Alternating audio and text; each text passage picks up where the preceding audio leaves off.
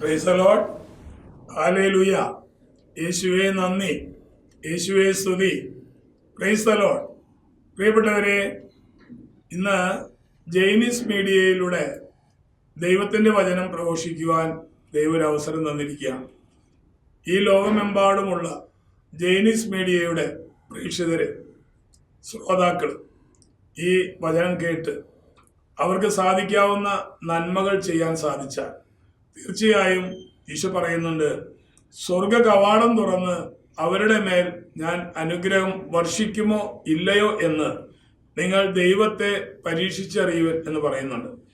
അപ്പോൾ ആ ഒരു വിഷയമാണ്, ദശാംശത്തെ കുറിച്ച് തന്നെയാണ് ഇന്നും വചനം പങ്കുവയ്ക്കാൻ ആഗ്രഹിക്കുന്നത്. ഒത്തിരി പേര് എന്നെ വിളിച്ച് ചോദിക്കുന്നുണ്ട് ഈ ദശാംശത്തിന്റെ കാര്യങ്ങളെ കുറിച്ച്. അപ്പോൾ ഞാൻ പരസ്യമായിട്ട് അത് യൂട്യൂബിലൂടെ പറയാൻ ആഗ്രഹിക്കുകയാണ്. തോബിത്തിന്റെ പുസ്തകത്തിലെ 12-ാമത്തെ അധ്യായം 9-ാമത്തെ വാക്യം, ദാനധർമ്മം നമ്മെ മരണത്തിൽ നിന്ന് രക്ഷിക്കുന്നു, അത് സകല പാപങ്ങളും തുടച്ചു നീക്കുന്നു.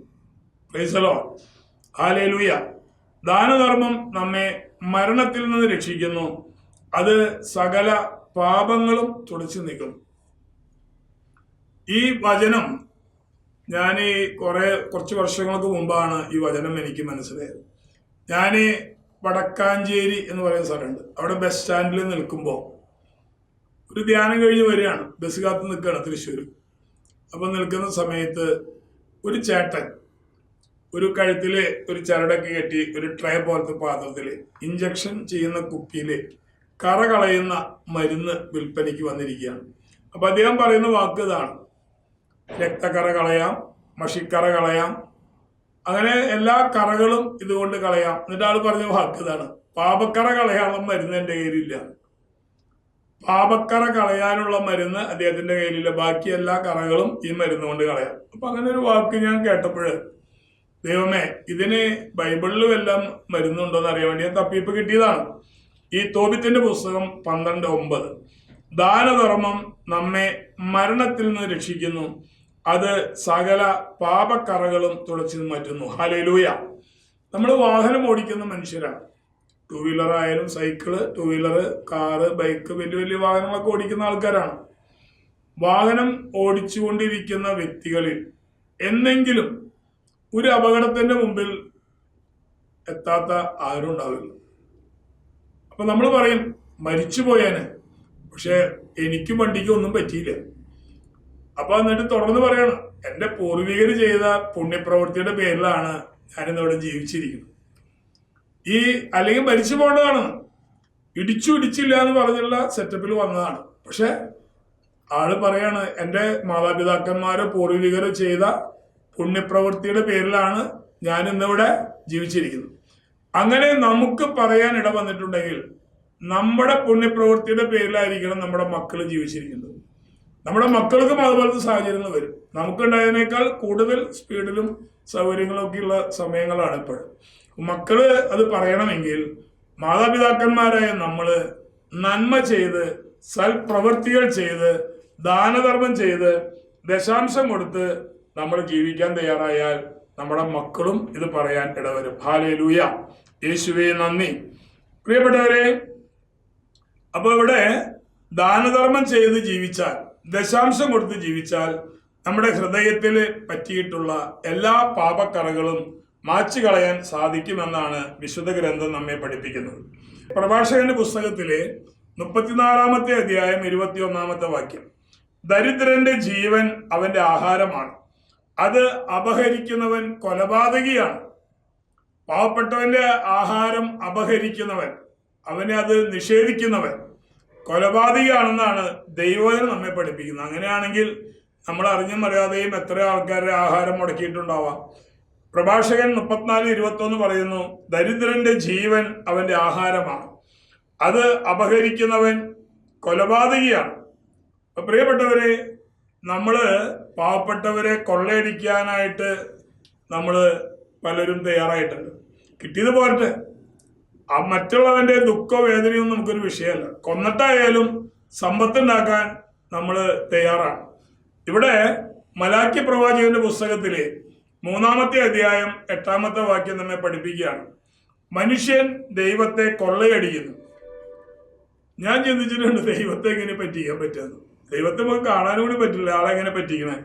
മനുഷ്യൻ ദൈവത്തെ കൊള്ളയടിക്കുന്നു, നിങ്ങൾ ദൈവത്തെ കൊള്ള ചെയ്യുന്നു. എങ്ങനെയാണ് ഞങ്ങൾ ദൈവത്തെ കൊള്ള ചെയ്യുന്നതെന്ന് നിങ്ങൾ ചോദിക്കുന്നു. ദശാംശം കൊടുക്കാതെയും കാഴ്ചകൾ അർപ്പിക്കാതെയും തന്നെ.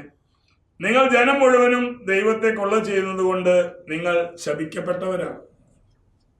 അപ്പൊ ദശാംശം കൊടുക്കണമെന്നും ദാനധർമ്മം ചെയ്യണമെന്നും ദൈവം കൽപ്പിച്ചിട്ടുള്ളത് നമ്മുടെ തന്നെ പാപങ്ങളുടെ പരിഹാര പ്രവൃത്തിക്ക് വേണ്ടിയിട്ടാണ്, നമുക്ക് വേണ്ടിയിട്ട് തന്നെയാണ്. നമ്മൾ കൊടുക്കാൻ മടിയുള്ള ആൾക്കാർ എന്തുകൊണ്ടാണ് കൊടുക്കാത്തത്? മനുഷ്യപ്പറ്റില്ലാത്തത് കൊണ്ടാണ്. ദൈവത്തെ അറിയില്ല, മനുഷ്യരെ അറിയില്ല, അവരാരും ഒന്നും ചെയ്യില്ല, ഒരു സഹായം ചെയ്യില്ല, ഒരു നന്മയും ചെയ്യില്ല. മനുഷ്യൻ ദൈവത്തെ കൊള്ളയടിക്കുന്നെന്ന് പറയുമ്പോൾ ഈശോ പറഞ്ഞിട്ടുണ്ട്, ഈ ചെറിയവർക്ക് കൊടുത്തപ്പോഴൊക്കെ എനിക്ക് തന്നെയാണ് ചെയ്തത്. ഇപ്പൊ ചെറിയവർക്ക് കൊടുക്കാതിരുന്നപ്പോൾ യേശു ക്രിസ്തുവിന് തന്നെയാണ് കൊടുക്കാതിരുന്നത്. അങ്ങനെയാണ് ദൈവം വന്നിട്ട് നമ്മുടെ മുമ്പിൽ ഈ ഗുണ്ടകളൊക്കെ നമുക്ക് പണപ്പിരിവ് നടത്താൻ വരുന്ന പോലെ അവർ വരും. അങ്ങനെയൊന്നല്ല, ദൈവം നമ്മുടെ മുമ്പിൽ വരുന്നില്ല. ദൈവം നമ്മുടെ മുമ്പിൽ പാവപ്പെട്ട മനുഷ്യരുടെ രീതിയിലാണ് അവർ നമ്മുടെ മുമ്പിൽ വരുന്നത്. അപ്പൊ അവരെ സഹായിക്കണമെന്നാണ് ദൈവം പറയുന്നത്. മനുഷ്യൻ ദൈവത്തെ കൊള്ളയടിക്കുന്നു, നിങ്ങൾ ദൈവത്തെ കൊള്ള ചെയ്യുന്നു. എങ്ങനെയാണ് ഞങ്ങൾ ദൈവത്തെ കൊള്ള ചെയ്യുന്നത് എന്ന് നിങ്ങൾ ചോദിക്കുന്നു. ദശാംശം കൊടുക്കാതെയും കാഴ്ചകൾ അർപ്പിക്കാതെയും തന്നെ. നിങ്ങൾ ജനം മുഴുവനും ദൈവത്തെ കൊള്ള ചെയ്യുന്നതുകൊണ്ട് നിങ്ങൾ അഭിശപ്തരാണെന്ന് പറയണേ. അതിന്റെ അർത്ഥം ശപിക്കപ്പെട്ടവരാണ്. അപ്പോൾ നമ്മൾ ദൈവത്തിന് കൊടുക്കേണ്ടത് ദൈവത്തിന് കൊടുക്കാതെ പിടിച്ചു വെച്ചാൽ തീർച്ചയായും നമ്മുടെ ഉള്ള സമ്പത്ത് പോലും നമുക്ക് നഷ്ടപ്പെടാനായിട്ട് സാധ്യതയുണ്ട്. ദൈവത്തിനുള്ള ദൈവത്തിന് കൊടുത്തിരിക്കണം, യാതൊരു സംശയമില്ല. മലാക്കി പ്രവാചകന്റെ പുസ്തകത്തിലെ 3-ാമത്തെ അധ്യായം 10-11 വാക്യം ഇങ്ങനെ പഠിപ്പിക്കുന്നുണ്ട്. ദശാംശം മുഴുവനും കലവറയിലേക്ക് കൊണ്ടുവരുവിൻ, കലവറയിലേക്ക് കൊണ്ടുവരുവിൻ. ദൈവത്തിന്റെ ആലയത്തിൽ ഭക്ഷണം ഉണ്ടാകട്ടെ. ഞാൻ നിങ്ങൾക്കായി സ്വർഗ കവാടം തുറന്ന് അനുഗ്രഹം വർഷിക്കുമോ ഇല്ലയോ എന്ന് നിങ്ങൾ ദശാംശം കൊടുത്തുകൊണ്ട് ദൈവത്തെ പരീക്ഷിക്കുവിൻ. ഹല്ലേലൂയ. യേശുവേ നന്ദി, യേശുവേ നന്ദി. പ്രിയപ്പെട്ടവരെ, ഞാന് ഇളങ്കുന്നപ്പുഴ എന്ന് പറയുന്ന ഒരു പള്ളിയിൽ ധ്യാനം നടത്തുകയാണ്. ഇളങ്കുന്നപ്പുഴ വൈപ്പിൻ ഭാഗത്താണ്. ഞാൻ അവിടെ താമസിക്കുകയാണ്.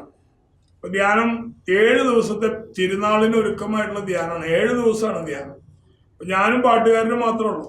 കുർബാന അവിടുത്തെ അച്ഛൻ ചെല്ലും, ഞാൻ ക്ലാസ് എടുക്കും, പാട്ടുകാരൻ്റെ ആരാധന നടത്തും. അങ്ങനെയാണ്. അപ്പോ 3-ാമത്തെ ദിവസം ദശാംശത്തിന്റെ ക്ലാസ് ഞാൻ അവിടെ പറഞ്ഞു. 4-ാമത്തെ, അപ്പൊ എനിക്ക് എന്റെ ഭാര്യയ്ക്ക്, ഞാൻ ധ്യാനം കഴിഞ്ഞ് വന്നിട്ട് വേണം എന്റെ ഭാര്യയുടെ തൈറോയിഡിന്റെ ഓപ്പറേഷൻ ചെയ്യാനായിട്ട്. അപ്പൊ എന്റെ മകളുടെ കല്യാണം കഴിഞ്ഞിരിക്കുന്ന സമയമായതുകൊണ്ട് സാമ്പത്തികമായിട്ട് വലിയ ബുദ്ധിമുട്ടാണ്. 10-15,000 രൂപ അന്ന് വേണം, കുറെ കൊല്ലങ്ങൾക്ക് മുമ്പാണ്. അതിന് എൻ്റെ കയ്യിൽ ഒരു 3,000 രൂപയുടെ കുറവുണ്ട്. 12,000 രൂപ എൻ്റെ കയ്യിലുണ്ട്. അതായത് എൻ്റെ മരുമകൻ തന്ന കുറച്ച് പൈസയും പിന്നെ കുറച്ച് പൈസ കൂട്ടി വെച്ചൊരു 12,000 രൂപ എൻ്റെ കയ്യിലുണ്ട്. 3,000 രൂപ എനിക്ക് ഉണ്ടെങ്കിലാണ് ധ്യാനം നടത്തി അവരെന്തെങ്കിലും പൈസ തരും. അപ്പൊ ആ പൈസ കൂട്ടിയാണ് 12,000 ഉണ്ടെന്ന് പറഞ്ഞു. പിന്നെ ഒരു 3,000 രൂപയുടെ പോരായ്മയുണ്ട്.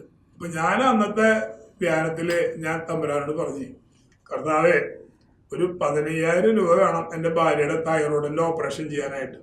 ഒരു 3,000 രൂപ കുറവുണ്ട് എന്ന് ഞാൻ പറഞ്ഞോളൂ. അങ്ങനെ ഞാൻ എൻ്റെ ധ്യാനത്തിന് നടന്നു. പിന്നെ അതെന്നെ പറഞ്ഞുകൊണ്ടിരിക്കണമെന്നില്ല. ഒരു തവണ ഞാൻ പറഞ്ഞു എൻ്റെ ഈശോട്. പക്ഷേ 4-ാമത്തെ ദിവസം ഞാൻ ക്ലാസ്സിനായിട്ട് ആൾക്കാരിലേക്ക് കയറാൻ നിൽക്കുമ്പോൾ ഒരു ചേച്ചി ഒരു കൊച്ചിനും പിടിച്ചിട്ട് എടുത്തിട്ട് നിൽക്കുന്നുണ്ട്. അപ്പൊ ജോസ് ബ്രദറെ ഒരു മിനിറ്റ് എന്ന് പറഞ്ഞു. അപ്പൊ എൻ്റെ കാര്യം വല്ല വിഷമം പറയാനൊക്കെ ആയിരിക്കും എന്ന് വിചാരിച്ചു.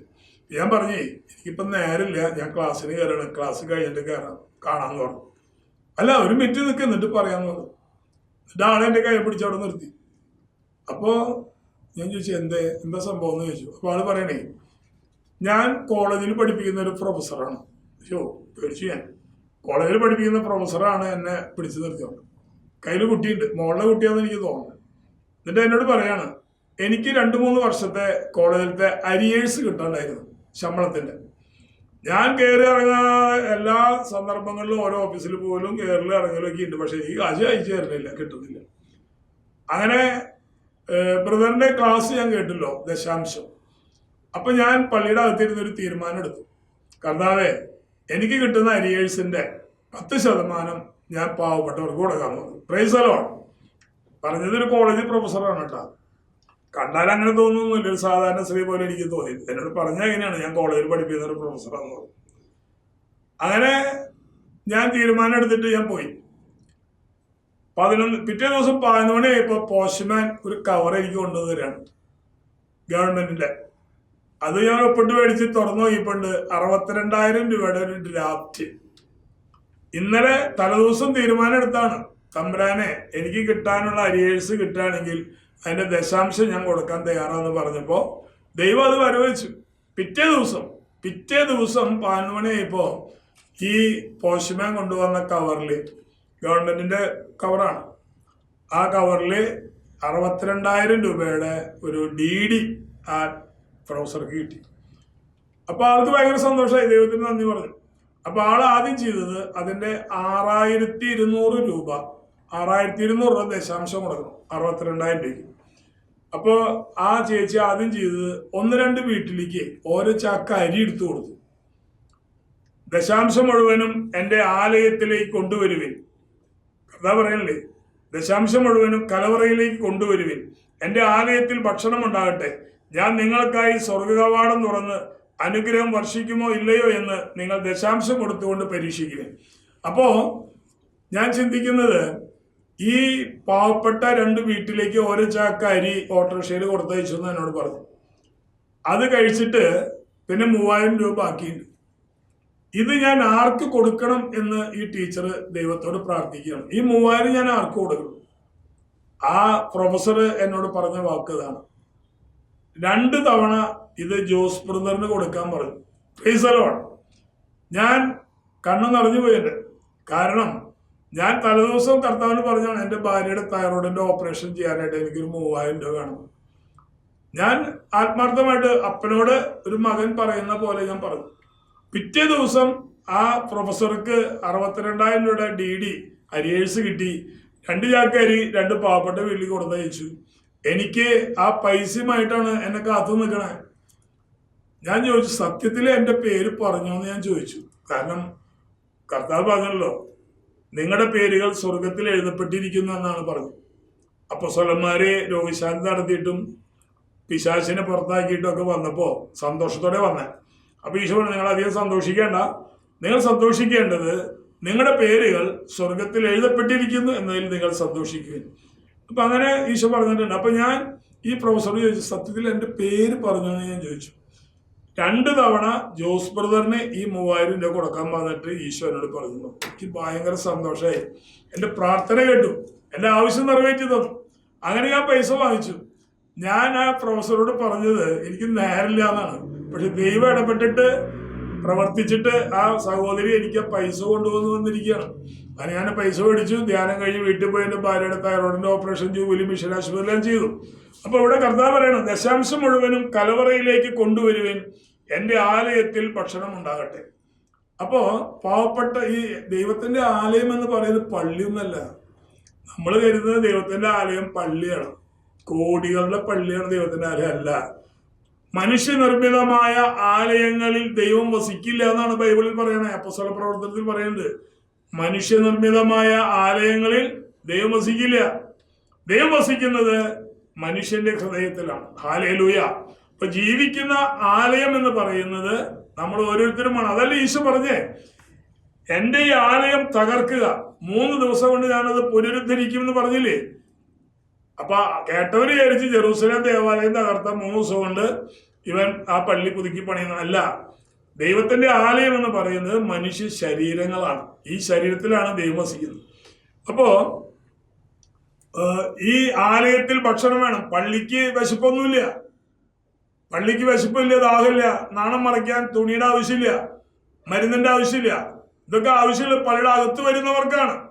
അവര് പട്ടിണിക്കാരുണ്ട്, ദാരിദ്ര്യം അനുഭവിക്കുന്നവരുണ്ട്, രോഗികളുണ്ട്, കഷ്ടപ്പാടും ദുരിതങ്ങളും അനുഭവിക്കുന്നവരുണ്ട്. അവർക്കാണ് ഈ ദശാംശം ആവശ്യമായിരിക്കുന്നത്. പള്ളിക്കുള്ളത് പള്ളിക്ക് കൊടുക്കണം. പള്ളിയുടെ ആവശ്യങ്ങൾ നമ്മുടെ പള്ളി നിലനിർത്തി കൊണ്ടുപോകേണ്ടത് നമ്മുടെ ആവശ്യമാണ്. പള്ളിയുടെ ആവശ്യങ്ങളിൽ നമുക്ക് ഈ ദശാംശത്തിന്റെ ഒരു വീതം പള്ളിക്ക് കൊടുക്കാം, അതിനൊന്നും തടസ്സമില്ല. അപ്പൊ ഞാൻ എൻ്റെ ഒരു സ്വന്തം അനുഭവം പറയാണ്. എനിക്ക് 1990 ഒരു ഫർണിച്ചർ കട ഉണ്ടായിരുന്നു, തൃശ്ശൂര് ചിയാരം എന്ന് പറയുന്ന സ്ഥലത്ത്. അതിലെ 10-23 പണിക്കാരൊക്കെ വെച്ച് ഞാൻ ഭംഗിയായിട്ട് നടത്തിക്കൊണ്ടുപോവുക. എൻ്റെ ഒരു പൈസ ഞാൻ മുടക്കിയിട്ടില്ല. എനിക്ക് അങ്ങനെ ദൈവം ഒരു അവസരം തന്നു, ഞാനൊരു കട തുടങ്ങി, അങ്ങനെ തുടങ്ങി നടക്കുകയാണ്. അപ്പോൾ ഈ 23 പണിക്കാർക്ക് കൂലി കൊടുക്കണം. മാത്രമല്ല അവർക്ക് വേണ്ട മെറ്റീരിയൽസ് വാങ്ങിച്ചു കൊടുക്കണം. പ്ലൈവുഡ്, അല്ലെങ്കിൽ പശ, അല്ലെങ്കിൽ പോളിഷ്, അപ്പോളിഷ് വർക്കിൻ്റെ സ്പോഞ്ച്, തുണികൾ, എല്ലാ സാധനം, മരം, ഇതൊക്കെ എടുത്ത് കൊടുക്കണം. അപ്പം ഡെയിലി ഒരു 10-15,000 രൂപ കയ്യിലുണ്ടെങ്കിലാണ് ആ സ്ഥാപനം മുന്നോട്ട് പോവുള്ളൂ. ഒരു ദിവസം ഞാൻ കട തുറക്കാനായിട്ട് പോകുമ്പോൾ എൻ്റെ പേഴ്സ് നോക്കിയപ്പോൾ 250 രൂപയുള്ളൂ.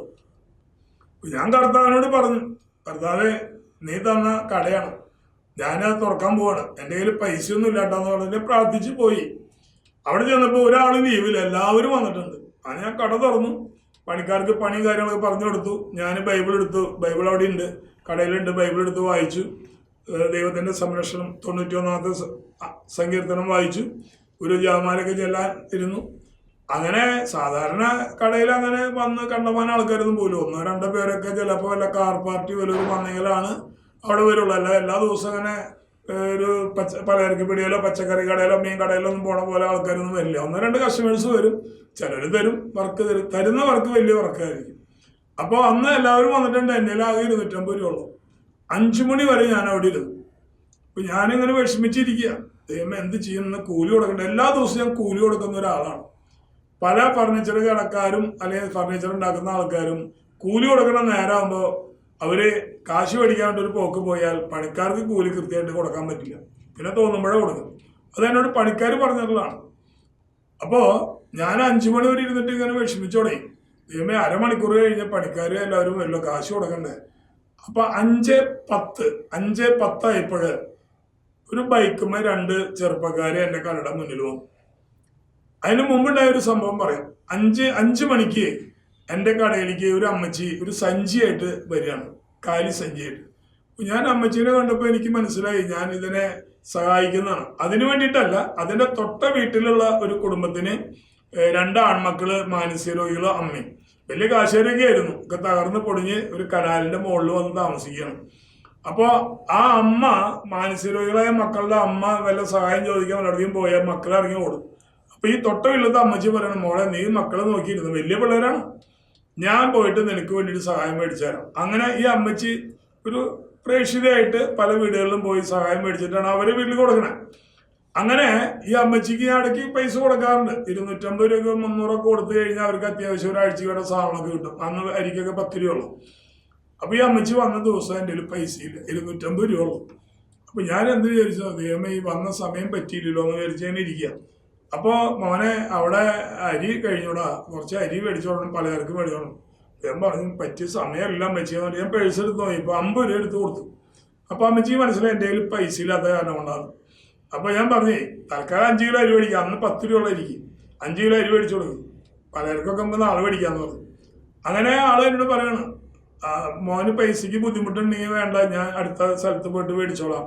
വേണ്ട അമ്മച്ചി, അടുത്ത വീട്ടുകാർ തന്നാൽ അവർക്കെല്ലാം അനുഗ്രഹം കിട്ടുള്ളൂ, എനിക്കാണ് ഇപ്പോൾ അനുഗ്രഹം ആവശ്യം, അതുകൊണ്ട് അമ്മച്ചി ഇത് മേടിച്ച അരി മേടിച്ചുകൊണ്ട് കൊടുക്കുന്നു പറഞ്ഞു. അങ്ങനെ അമ്മച്ചി പുറത്തേക്ക് ഇറങ്ങുമ്പോഴാണ് 5:10 വേറെ ബൈക്കുമ്മ 2 പേര് വരുന്നത്. അവർ വന്നിട്ട് പിന്നിലിരിക്കുന്ന ആളൊരു പ്രാർത്ഥനക്കാരനാണ്, വിൽസൺ എന്ന് പറയും. അവൻ എന്നെ കണ്ടപ്പോൾ, ജോസ് ബ്രദറെ പ്രൈസിലോടെന്ന് പറഞ്ഞു. എനിക്കത് ഇഷ്ടപ്പെട്ടില്ല കേട്ടോ, കാരണം ഇവിടെ ഭയങ്കര ടെൻഷനിലായിരിക്കണം, കാശില്ല കയ്യിൽ, കൂലി കൊടുക്കണം, 10-15 മിനിറ്റ് കഴിഞ്ഞ് പണിക്കാർ വരും. അപ്പോൾ ഇവൻ വന്നിട്ട് എന്നോട് പറയണം, അപ്പോളോ ടൈൽസിലുള്ള ഒരു മാനേജറാണ്, അയാൾക്കൊരു സോഫ സെറ്റ് വേണമെന്ന് പറഞ്ഞപ്പോൾ ഞാൻ ജോസ് ബ്രദറിൻ്റെ അധികം ഉണ്ടാവുന്നു. അപ്പോൾ ഞാൻ പ്രൈസിലോട് പറഞ്ഞു. അങ്ങനെ 2 പേരും അകത്തേക്ക് കയറി ഏറ്റവും പുറകിൽ നിന്നുള്ള സെറ്റിയിലൊക്കെ ഇരുന്ന് നോക്കി അങ്ങനെ ഏറ്റവും ഫ്രണ്ടിലത്തെ സെറ്റിയിൽ ഇരുന്നപ്പോൾ ആൾക്ക് അത് ഇഷ്ടപ്പെട്ടു തോന്നും. അതിൻ്റെ വില 13,000 രൂപയാണ്, വീട്ടിയുടെ ഒരു ചെറിയ സെറ്റാണ്. അപ്പോൾ ആള് പറഞ്ഞു, ഇതിനെന്താ വില എന്ന് പറഞ്ഞു. 13,000 എന്ന് പറഞ്ഞപ്പോൾ ആള് പറഞ്ഞു, ശരി ഞാൻ വരാമെന്ന് പറഞ്ഞിട്ട് ആൾ ഇറങ്ങി. പക്ഷെ എനിക്ക് കാശിന് ആവശ്യമുണ്ട്. അപ്പോൾ എൻ്റെ പരിചയക്കാരൻ പറഞ്ഞേ, യോഗം വേണം. അപ്പം ഞാനും ഇവരെ കൂടെ മുറ്റത്തേക്ക് ഇറങ്ങി, കടയുടെ മുറ്റത്തേക്ക് ഇറങ്ങി. എന്നിട്ട് ഞാൻ അവരോട് പറഞ്ഞേ, സാറേ, എൻ്റെ ഒരു സുഹൃത്താണത് വിൽസൺ, അതുകൊണ്ട് ആള് സാറിനെ കൊണ്ടുവന്ന നിലയ്ക്ക് ഒരു 3,000 രൂപ ഞാൻ കുറച്ച് തരാമെന്ന് പറഞ്ഞു. അതാ പറഞ്ഞു വിടുമ്പോൾ അയാളുടെ കയ്യിൽ 10,000 രൂപയുള്ളൂ. ആള് വണ്ടിയുടെ പെട്ടി തുറന്നിട്ട് ആ ബാഗ് എടുത്ത് എൻ്റെ കടയിലേക്ക് കയറി. അയാള് ആ പൈസ അവിടെ വെച്ച്, ഞാൻ പൈസ എന്നാണ് നേരത്തെ എൻ്റെ പണിക്കാർ കംപ്ലീറ്റ് തന്നെ പറഞ്ഞു. അത് കൂലോടുള്ള സമയമാണ്. കൃത്യം 5:30 ഉള്ളില് എനിക്ക് ആ കാശ് പണിക്കാർക്ക് കൊടുക്കാനായിട്ട് സാധിച്ചു. ചിലപ്പോ എൻ്റെ പണിക്കാരുടെ ആവശ്യം അറിഞ്ഞിട്ടായിരിക്കും ദൈവം ആ മാനേജറെ കൊണ്ടുവന്നത്. അങ്ങനെ 10,000 രൂപയ്ക്ക് ആ സോഫ സെറ്റ് വിളിക്കുകയാണ്. ഇവിടെ ഞാൻ ആഗ്രഹിച്ച് മനസ്സിലാക്കിയത്, ഒരു പാവപ്പെട്ട വീട്ടിലേക്ക് 5 കിലോ അരി വാങ്ങിക്കാനായിട്ട് 50 രൂപ ഞാൻ കൊടുത്തുള്ളൂ. പക്ഷെ അന്ന് 6 മണിക്കാണ് ഈ കച്ചവടം നടക്കണമെങ്കിൽ എനിക്കിത് പറയാൻ യോഗ്യതയില്ല. ശരിക്ക് കൃത്യം പണിക്കാർക്ക്, എൻ്റെ 23 പണിക്കാർക്ക് കാശ് കൊടുക്കാനായിട്ടുള്ള കൃത്യ ടൈമിൽ തന്നെ ആ സോഫ സെറ്റ് വിൽക്കാനും 10,000 രൂപ കിട്ടാനും കൂലി കൊടുക്കാനും സാധിച്ചു. ഞാൻ എൻ്റെ പണിക്കാരോട് പറഞ്ഞു, നിങ്ങൾക്ക് വേണ്ടിയാണ് ദൈവം ഈ ചേട്ടനെ കൊണ്ടുവന്നതെന്നൊക്കെ പറഞ്ഞ് ഞാൻ പറഞ്ഞു കൊടുത്തു. അപ്പോൾ വചനം പറയുന്നതാണ്, ദശാംശം മുഴുവനും കലവറയിലേക്ക് കൊണ്ടുവരുവിൻ, എൻ്റെ ആലയത്തിൽ ഭക്ഷണം ഉണ്ടാകട്ടെ, ഞാൻ നിങ്ങൾക്കായി സ്വർഗ കവാടം തുറന്ന് അനുഗ്രഹം വർഷിക്കുമോ ഇല്ലയോ എന്ന് നിങ്ങൾ പരീക്ഷിച്ചറിയുവിൻ. ഹല്ലേലൂയ, യേശുവേ നന്ദി. പ്രിയപ്പെട്ടവരെ, സുഭാഷിതങ്ങളുടെ പുസ്തകത്തിലെ 11-ാമത്തെ അധ്യായം 25-ാമത്തെ വാക്യം, ഉദാരമായി ദാനം ചെയ്യുന്നവൻ സമ്പന്നനാവും. നമുക്ക് മനസ്സിലാവില്ല. ഉദാരമായി ദാനധർമ്മം ചെയ്യുന്നവൻ സമ്പന്നനാവും, ദാഹജലം കൊടുക്കുന്നവനെ ദാഹജലം കിട്ടിയിരിക്കും. ഹല്ലേലൂയ, ദാഹജലം കൊടുക്കുന്നവന് ദാഹജലം കിട്ടിയിരിക്കുമെന്നാണ് പറയുന്നത്. പിശാച് നമ്മെ പഠിപ്പിക്കുന്നതെന്ന് പറയുന്നത്, കൊടുത്താൽ പോയി പിന്നെ കിട്ടില്ല എന്ന് പറയണം. കൊടുക്കുന്നവരുടെ സമ്പത്ത് കുറയുമെന്നാണ് പിശാച് നമ്മുടെ ഉള്ളിലിരുന്ന് പറയുന്നത്. ദൈവം പറയുന്നു, ഉദാരമായി ദാനം ചെയ്യുന്നവൻ സമ്പന്നനാകും, ദാഹജലം കൊടുക്കുന്നവനെ ദാഹജലം കിട്ടുകയും ചെയ്യും. പ്രിയപ്പെട്ടവരെ, മത്തായിയുടെ സുവിശേഷത്തിൽ 10-ാമത്തെ അധ്യായത്തിലെ 42-ാമത്തെ തിരുവചനം നമ്മെ പഠിപ്പിക്കുന്നത് ഇങ്ങനെയാണ്, ഈ ചെറിയവരിൽ ഒരുവനെ ശിഷ്യൻ എന്ന നിലയിൽ ഒരു പാത്രം വെള്ളമെങ്കിലും നൽകുന്നവന് പ്രതിഫലം ലഭിക്കാതിരിക്കില്ല. ഈ ചെറിയവരിൽ ഒരുവനെ ശിഷ്യൻ എന്ന നിലയിൽ ഒരു പാത്രം വെള്ളമെങ്കിലും കൊടുക്കുന്നവന് പ്രതിഫലം ലഭിക്കാതിരിക്കുകയില്ല. ഹല്ലേലൂയ, യേശുവേ നന്ദി, യേശുവേ സ്തുതി. പ്രിയപ്പെട്ടവരെ, ഇപ്പൊ ഈ അടുത്ത് ഒരു സംഭവം എൻ്റെ ധ്യാനത്തിലുണ്ടായി.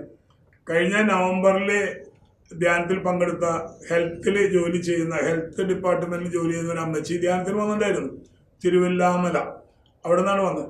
എന്നിട്ട് അമ്മച്ചി എന്നോട് പറഞ്ഞത് ഇങ്ങനെയാണ്, എൻ്റെ മകള് MSc നേഴ്സാണ്, അവള് ദുബായിൽ ജോലി ചെയ്യാണ്, ഭർത്താവ് കുട്ടികളൊക്കെ ഉണ്ട്. പക്ഷെ അവളുടെ ജോലി ചെയ്യുന്ന സ്ഥലം 3 മണിക്കൂർ കാറിൽ യാത്ര ചെയ്ത് പോകണം. എന്നിട്ടാണ് ജോലിക്ക് കയറുക. വരുമ്പോഴും 3 മണിക്കൂർ, 6 മണിക്കൂർ യാത്ര ചെയ്താലേ അവൾക്ക് ജോലി ചെയ്യാൻ പറ്റുള്ളൂ. അവൾ മടുത്തു, ഇനി ആ ജോലിക്ക് പോകണില്ല എന്ന് പറഞ്ഞിട്ട് അമ്മേനെ വിളിച്ച് പറഞ്ഞു. അമ്മ പറയാണ്, മോളെ വിഷമിക്കണ്ട, അമ്മ പ്രാർത്ഥിക്കാം, ഒരു ധ്യാനത്തിൽ പങ്കെടുത്തിട്ട് അമ്മ പ്രാർത്ഥിക്കാന്ന് പറഞ്ഞു. അങ്ങനെയാണ് അമ്മ വന്നിരിക്കുന്നത്. അമ്മ ധ്യാനം കൂടി ആ മകൾക്ക് വേണ്ടി പ്രാർത്ഥിച്ചു, ഞങ്ങളും പ്രാർത്ഥിച്ചു. അങ്ങനെ ഒരാഴ്ച കഴിയുമ്പോൾ മകള് വിളിച്ച് പറയാണ്, അമ്മേ, എനിക്ക് നേഴ്സുമാരെ പഠിപ്പിക്കാനുള്ള ഒരു ജോലി, നേഴ്സുമാരെ പഠിപ്പിക്കുന്ന ഒരു ജോലിയുണ്ട്. ആ ജോലി എനിക്ക് കിട്ടി.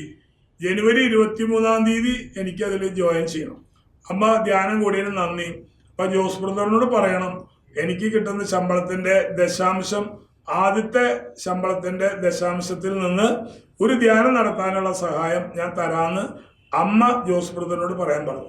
അങ്ങനെ ഞാനിതൊന്നും അറിയണില്ല, അവര് തമ്മിലുള്ള സംസാരമാണ്. കഴിഞ്ഞ ഡിസംബറിലത്തെ ധ്യാനത്തില് ഈ അമ്മച്ചി വന്ന് സാക്ഷ്യം പറയാണ്, ഇവിടെ ഞാൻ നവംബറിൽ ധ്യാനം കൂടി പോയതാണ് എൻ്റെ മകൾക്ക് വേണ്ടിയിട്ട്. എൻ്റെ മകൾക്ക് ഇപ്പം നല്ലൊരു ജോലി കിട്ടി. 23-ാം തീയതി ജോലിക്ക് കയറിയാൽ മതി, നല്ല സാലറി ഉണ്ട്. ദുബായ് യൂണിവേഴ്സിറ്റിയിലാണെന്ന് എൻ്റെ ഓർമ്മ ആൾ പറഞ്ഞത്, എനിക്ക് അറിഞ്ഞൂടാ. അപ്പോൾ അങ്ങനെ ഉയർന്നൊരു ജോലി, അതും വീടിൻ്റെ അടുത്താണ്, നടന്നു പോകുന്ന ദൂരമുള്ളൂ, കാറിലൊന്നും പോകണ്ട. അപ്പോൾ ധ്യാനം കൂടി, അമ്മ ധ്യാനം കൂടിയപ്പോൾ ദശാംശത്തെ കുറിച്ച് കേട്ടിട്ട് ദശാംശം കൊടുക്കാനായിട്ട് മകളോട് പറഞ്ഞപ്പോൾ അവളെ തീരുമാനമെടുത്തപ്പോൾ അവളുടെ ജോലി മാറി, അവൾക്ക് പുതിയൊരു ജോലി കിട്ടാൻ കർത്താവ് ഇടയാക്കി. ഹല്ലേലൂയ, യേശുവേ നന്ദി, യേശുവേ നന്ദി, പ്രൈസ് ദി ലോർഡ്. അപ്പോൾ പ്രിയപ്പെട്ടവരെ, നമ്മൾ ചിന്തിക്കുന്ന പോലെയൊന്നല്ല. ഇവിടെ ലേവ്യരുടെ പുസ്തകത്തിലെ 27-ാമത്തെ അധ്യായം 30-ാമത്തെ വാക്യം, ധാന്യങ്ങളോ വൃക്ഷങ്ങളുടെ ഫലങ്ങളോ ആയി ദേശത്തുള്ളവയുടെ എല്ലാം ദശാംശം കർത്താവിനുള്ളതാണ്, അത് കർത്താവിന് വിശുദ്ധവുമാണ്. ധാന്യങ്ങളോ വൃക്ഷങ്ങളുടെ ഫലങ്ങളോ ആയി ദേശത്തുള്ളവയുടെ എല്ലാം ദശാംശം കർത്താവിനുള്ളതാണ്, അത് കർത്താവിന് വിശുദ്ധവുമാണ്. തീർച്ചയായിട്ടും ഓരോ വചനങ്ങളും നമ്മൾ രുചിച്ചറിയണം. കർത്താവ് എത്രയോ നല്ലവനാണെന്ന് നാം ഓരോരുത്തരും രുചിച്ചറിഞ്ഞെങ്കിൽ മാത്രമേ പ്രിയപ്പെട്ടവരെ നമുക്ക് ഈ നന്മയൊക്കെ ചെയ്ത് ജീവിക്കാനായിട്ട് സാധിക്കുകയുള്ളൂ. ഇവിടെ മറ്റുള്ളവർക്ക് അർഹതപ്പെട്ട ഒരു ചില്ലിക്കാശ്, നമ്മുടെ കുടുംബത്തിലുണ്ടെങ്കിൽ അത് കൊടുത്തു വീട്ടുന്നത് വരെ ആ കുടുംബത്തിന് സ്വസ്ഥതയും സമാധാനവും ഉണ്ടാവില്ല. നമ്മൾ പറയില്ലേ, അമ്മയെ പറ്റിച്ചത്, അപ്പനെ പറ്റിച്ചത്, പെങ്ങന്മാരെ പറ്റിച്ചത്, സഹോദരങ്ങളെ പറ്റിച്ചിട്ട് നമ്മൾ ഉണ്ടാക്കുന്നുണ്ടല്ലോ. അങ്ങനെ ഉണ്ടാക്കിയത് കൊണ്ടൊന്നും ഒരു സ്വസ്ഥതയും സമാധാനം കിട്ടില്ല. മറ്റുള്ളവർക്ക് അർഹതപ്പെട്ട ഒരു ചില്ലിക്കാശ് നിന്റെ ഭവനത്തിലുണ്ടെങ്കിൽ അത് കൊടുത്തു വീട്ടുന്നത് വരെ ഒരു സ്വസ്ഥതയും നിനക്ക് ലഭിക്കില്ല. ഇവിടെ അനനിയാസും സഫീറയും ബൈബിളിൽ പറയുന്ന അപ്പോസ്തല പ്രവർത്തനത്തില് 5-ാമത്തെ അധ്യായത്തില് 1 മുതൽ 11 വരെയുള്ള തിരുവചനത്തിൽ നമ്മെ പഠിപ്പിക്കുകയാണ്. അനനിയാസും സഫീറയും ദമ്പതിമാരാണ്, കുഞ്ഞുങ്ങളില്ല. അവര് പത്രോസ്ലിഹയുടെ ധ്യാനത്തിലൊക്കെ പങ്കെടുത്തപ്പോൾ അവര് സ്വന്തം സ്ഥലം വിറ്റ കാശ് സാധാരണ എല്ലാവരും ചെയ്യുന്നത് പത്രോസ്ലിഹയുടെ കാൽക്കൽ വെക്കാറാണ് പതിവ്. ആ പണം ഒരു കൂട്ടി ആവശ്യക്കാർക്ക് പങ്കുവെച്ച് അങ്ങനെയൊക്കെയാണ് അത് ഭംഗിയായിട്ട് നടക്കണേ. വലിയ ഒറ്റ സമൂഹമായി തീർന്നതാണ്. അപ്പൊ അതില് ഈ അനനിയാസും സഫീറയും ഒരു ചതി ചെയ്തു. അവര് തീരുമാനമെടുത്തു, പത്രോസിനെ ഒന്നും നമുക്ക് അങ്ങനെ വിശ്വസിക്കാൻ പറ്റില്ല, 3 പ്രാവശ്യം തള്ളി പറഞ്ഞ ആളല്ലേ, അതുകൊണ്ട് കുറച്ച് കാശ് നമുക്ക് അടുത്തുള്ള കോപ്പറേറ്റീവ് ബാങ്കിലിടാം, എന്നിട്ട് ബാക്കി കാശ് പത്രോസിന്റെ അവിടെ കൊണ്ടുപോയി വെച്ചാൽ മതി. അവര് ചോദിക്കും, ഈ തുകയ്ക്ക് തന്നെയാണോ ഈ സ്ഥലം വിറ്റേന്ന് ചോദിക്കും. അപ്പൊ നമ്മൾ പറഞ്ഞാൽ മതി, അങ്ങനെ തന്നെ വിറ്റേന്ന് പറഞ്ഞാൽ മതി, വേറെ ഒന്നും വേണ്ടണ്ട. അങ്ങനെ ഭർത്താവിന്റെ കയ്യില് വിറ്റ സ്ഥലത്തിന്റെ പകുതി കാശ് മാറ്റിവെച്ച് ബാക്കിയുള്ള കാശ് അവർ കള്ളാസിൽ പോയി പത്രോസിനെ കൊടുത്തയക്കണം. അപ്പൊ അവിടെ വലിയൊരു കൺവെൻഷൻ നടക്കണം. അവിടെ ചെന്നിട്ട് പത്രോസിനെ കണ്ടപ്പോ പത്രോസിനെ കണ്ടിട്ട് പറയാണ്, ഞാൻ അങ്ങനെ സ്ഥലം വിറ്റ കാശ് കൊണ്ടുവന്നിട്ടുണ്ടെന്ന് പറഞ്ഞപ്പോ പത്രോസിലുള്ള പരിശുദ്ധാത്മാവിനോട് സംസാരിക്കുകയാണ്, അനനിയാസേ, ഈ തുകയ്ക്ക് തന്നെയാണോ നീ ഭൂമി വിറ്റത്? അപ്പൊ ഭാര്യ പറഞ്ഞു കൊടുത്തിട്ടുണ്ട്. പത്രോസ് അങ്ങനെ ചോദിച്ചാൽ അതേന്ന് പറഞ്ഞോളൂന്ന്. അങ്ങനെ അതേന്ന് പറഞ്ഞ നിമിഷത്തിൽ തന്നെ പത്രോസിന്റെ മുന്നില് അനനിയാസ് മരിച്ചു വീഴാണ്. അപ്പൊ ഒരാൾ മരിച്ചുട്ടാ. കുറച്ച് മണിക്കൂർ കഴിഞ്ഞപ്പോൾ ഭാര്യ വരികയാണ്. ഭാര്യ വന്നിട്ട് ചോദിച്ചു, എന്റെ ചേട്ടായി ഇവിടെ വന്നു. അപ്പൊ അവളോട് ചോദിക്കുന്നുണ്ട്, ഈ തുകയ്ക്ക് തന്നെയാണോ നിങ്ങൾ സ്ഥലം വിറ്റ് കഴിഞ്ഞപ്പോൾ അവളും പറഞ്ഞ അതേന്ന്. ആ സെക്കൻഡില് അവളും മരിച്ചു വീഴാണ്. രണ്ടുപേരും അവിടെ മരിച്ചു വീഴാണ്. എന്നിട്ട് പറയാണ്, നിങ്ങൾ പരിശുദ്ധാത്മാവിനോടാണ് കള്ളം പറഞ്ഞിരിക്കുന്നത്. അതുകൊണ്ട് പ്രിയപ്പെട്ടവരെ, നമുക്ക് സത്യസന്ധമായിട്ട് നമുക്ക് ജീവിക്കാനുള്ള തീരുമാനം എടുക്കാം. കർത്താവിന്റെ വചനം പാലിച്ച് ജീവിക്കാൻ നമുക്ക് തീരുമാനിക്കാം. നമ്മുടെ വരുമാനത്തിന്റെ 10%, 100 രൂപ കിട്ടിയ 10 രൂപ മാറ്റിവെച്ച് അർഹതപ്പെട്ട പാവപ്പെട്ട വ്യക്തികൾക്ക് അത് കൊടുക്കാൻ തയ്യാറാകുമ്പോൾ സ്വർഗത്തിലെ ദൈവം നമ്മുടെ എല്ലാ കാര്യത്തിലും ഇടപെടും. എല്ലാ കാര്യത്തിലും നമ്മുടെ പ്രവർത്തിക്കാൻ തുടങ്ങും. നമുക്ക് കണ്ണുകൊണ്ട് കാണാൻ പറ്റും, അറിയാൻ പറ്റും. നമുക്ക് ഒരു നിമിഷം പ്രാർത്ഥിക്കാം. നല്ലവനായ ദൈവമേ, ഇന്ന് വചനം കേട്ട ഓരോ മക്കളെയും സമൃദ്ധമായിട്ട് അനുഗ്രഹിക്കണമേ. ഞങ്ങൾക്ക് സ്വന്തമായിട്ട് ഒന്നുമില്ല, എല്ലാം ദൈവത്തിന്റെ ദാനമായിട്ട് ഞങ്ങൾക്ക് നൽകിയതാണ്. ഈ ദാനമായി കിട്ടിയതിൽ നിന്നാണ് ദാനമായി കൊടുക്കാൻ ഞങ്ങളോട് ആവശ്യപ്പെട്ടിരിക്കുന്നത്. കർത്താവെ, അതുപോലും പിടിച്ചു വെച്ച് സ്വന്തം സുഖത്തിനും സന്തോഷത്തിനും വേണ്ടി അനുഭവിക്കുന്ന എത്രയോ മക്കൾ ഇന്ന് രോഗികളായി ദുരിതം അനുഭവിച്ച് കഷ്ടപ്പാട് അനുഭവിച്ച് ജീവിക്കുന്നു. ദൈവമേ, ഞങ്ങൾക്ക് കിട്ടുന്ന വരുമാനത്തിന്റെ 10% മാറ്റിവെക്കാനും അത് അർഹതപ്പെട്ട വ്യക്തികളെ കണ്ടെത്തി കൊടുക്കാനും അങ്ങനെ ഞങ്ങളുടെ പേരുകൾ സ്വർഗത്തിലെ നിത്യജീവന്റെ പുസ്തകത്തിൽ രേഖപ്പെടുത്താനും ഇടയാക്കണമെന്ന് പ്രാർത്ഥിക്കുന്നു. ഞങ്ങളുടെ ധ്യാനം പഴയന്നൂർ കല്ലംകുളം എന്ന് പറയുന്ന സ്ഥലത്ത് എല്ലാ മാസവും 3-ാമത്തെ വെള്ളിയാഴ്ച 5 മണിക്ക് ആരംഭിച്ച് ഞായറാഴ്ച 4 മണിക്ക് തീരും. ധ്യാനത്തിന് ഫീസില്ല. അത് ഓരോ വ്യക്തികൾ സ്പോൺസർ ചെയ്തിട്ടാണ് ആ ധ്യാനം നടത്തുന്നത്. 10-30 പേര് 10-40 പേരൊക്കെയാണ് വരുന്നത്. നിങ്ങൾക്ക് സാധ്യതയുണ്ടെങ്കിൽ ധ്യാനത്തിലേക്ക് വരാം, ഞങ്ങളുടെ ധ്യാനത്തിൽ പങ്കെടുക്കാം. ഒത്തിരി അനുഗ്രഹങ്ങൾ ദൈവം ആ ധ്യാനത്തിലൂടെ കൊടുക്കുന്നുണ്ട്. നമുക്ക് പ്രാർത്ഥിക്കാം. നിത്യം പിതാവിന്റെയും പുത്രന്റെയും പരിശുദ്ധാത്മാവിന്റെയും നാമത്തിൽ ആമേൻ. യേശു മിശിഹായ്ക്കും സ്തുതിയായിരിക്കട്ടെ. Price the Lord.